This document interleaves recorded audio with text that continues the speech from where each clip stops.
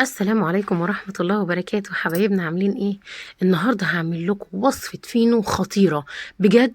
بس اهم حاجة تسمعي كل معلومة هقولها لك علشان تمشي عليها، علشان بجد لو عايزة تعمليه زي المخابز وأحسن كمان أنا هخليكي تعمليه. وطبعا الفضل والشكر كله للشيف خالد، بجد هو الوحيد اللي وقف معايا خطوة بخطوة لحد ما عملته بالطريقة دي. وفعلا يعني مطلعة فينو جميل جدا، وبنص كيلو دقيق بس. أنا عاملة كل الكمية اللي قدامكم دي بنص كيلو دقيق بس وبالمية، بنص كيلو دقيق بس وبالمية. في مكونات هحطها وفي مكونات انت لو عايزه تحبي تحطيها براحتك، مش محتاجه برضو براحتك. يلا نبدا وصفتنا ونسمي بسم الله ونقول الوصفه بتاعتي. اول حاجه هحط كوبايه من الميه وعليها 4 معالق من السكر الصغيره. خلي معلقه معينه اللي انت تستخدميها للوصفه. وهحط كمان معلقتين من الخميره برضو صغننه. البضايه اللي انا حطيتها دي اختياري، عايزه تحطي بيض، عايزه تحطي ما تحطي، ما مش عايزه برضو براحتك. وكمان هحط عليها شويه معلقه خل صغيره. معلقه الخل دي فايده، الفايده بتاعتها للبيض اولا علشان الزفاره، وفايده كمان ان هي ماده رافعه. تمام.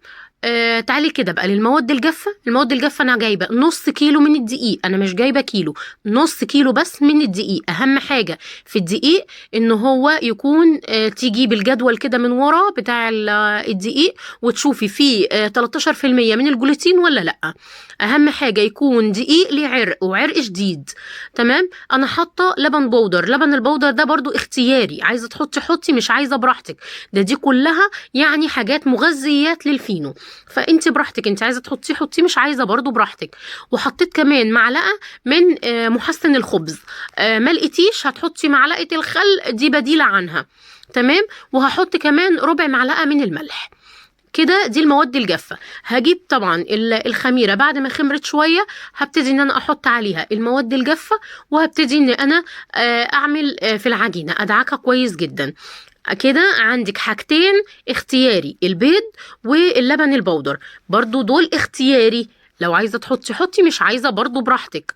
وبرضو معلقة الزبدة اللي انا حطيتها دي برضو دي اختياري. انا بتكلم على الحاجات المغذيات، لكن انت لو عايزاه زي بتاع المخابز بدون زبدة، بدون بيض، بدون لبن بودر، براحتك خالص، براحتك. انا بتكلم على الحاجات الزيادة دي مغذيات مش اكتر.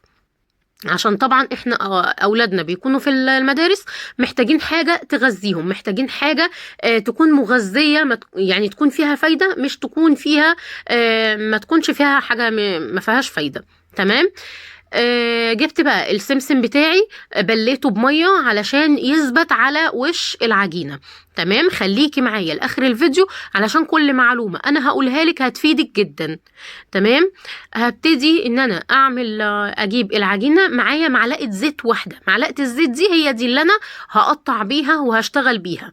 انا مش هدهن وش الفينو اي حاجة. الفينو ما بيدهنش وشه، عشان لو حد يقول لك انا بحط على وش الفينو بيض او لبن او ايا كان، لا، الفينو ما بتحطلوش اي حاجة على الوش. تمام. انا هجيب العجينة بتاعتي، هبتدي ان انا اقطعها على قد الليمونة، قد الليمونة او اكبر شوية، براحتك خالص. انا على فكرة النص كيلو دون عمل معايا حوالي 22 رغيف. ماشي. انا جربت الدقيق بتاعي، بصوا وانا قاعده بفرد انتوا اتفرجوا وانا هقول وصفات عن الدقيق. تمام. الدقيق انا استخدمت السايب منفعش، استخدمت الكوثر منفعش، استخدمت الاصيل منفعش. اللي نفع معاكي الدقيق بتاع الافران. لو عايزه تجيبي دقيق من الفرن، ده اهم حاجه ان يكون دقيق الافران بتاع الفينو. لازم يكون دقيق فينو، ما يكونش دقيق عادي. تمام. انا جربت كذا نوع للوصفه دي علشان اطلع لك دقيق فينو كويس بتاع مخابز بالظبط، عشان ما يفرولش منك. يا ريت المعلومات دي تنشري، يا ريت تنشري الفيديو عشان المعلومه توصل لكذا حد وتفيدي وتستفيدي الناس. تمام. بالله عليكي لو اول مره تشوفي الفيديو بتاعي ما تنسيش تعملي لي لايك وشير واشتراك للقناه علشان يوصل لك كل جديد. تمام. انا هجيب الفينو بتاعي كده وهفرد القطعه على زيت، مش هفردها مثلا على دقيق، على زيت خالص كده. وهبتدي ان انا ارول الرغيف بتاعي وهحطه، هحط عليه السمسم اللي هو بالميه، وهبتدي ان انا احطها على الصاج واسيبها تخمر للمره التانيه. تمام كده. وبعد ما تخمر للمرة التانية هبتدي ان انا ادخلها على فرن درجة حرارة 180 بالظبط. الفرن لازم يكون سخن فوق وتحت. ادخل الصاج وهو سخن. معلومتي يا ريت تمشي عليها علشان ما تقعيش في اي اخطاء. بعد ما يطلع من الفرن هبتدي ان انا يكون عندي بخاخ فيه ميه، هبتدي ابخ الوش كده واغطيه بفوطه. اول ما الحراره بتاعته تهدى شويه هبتدي اطلعه من على الصاج بنفس المنظر اللي انت شايفاه ده. بصي من جوه ابيض زي القشطه، وتشوفيه هش وطري وخفيف جدا، وطعم ولا اروع ولا اروع. بجد حاجه ممتازه جدا واحسن من المخابز مليون مره. اعمليه في البيت وعمرك ما هتندمي.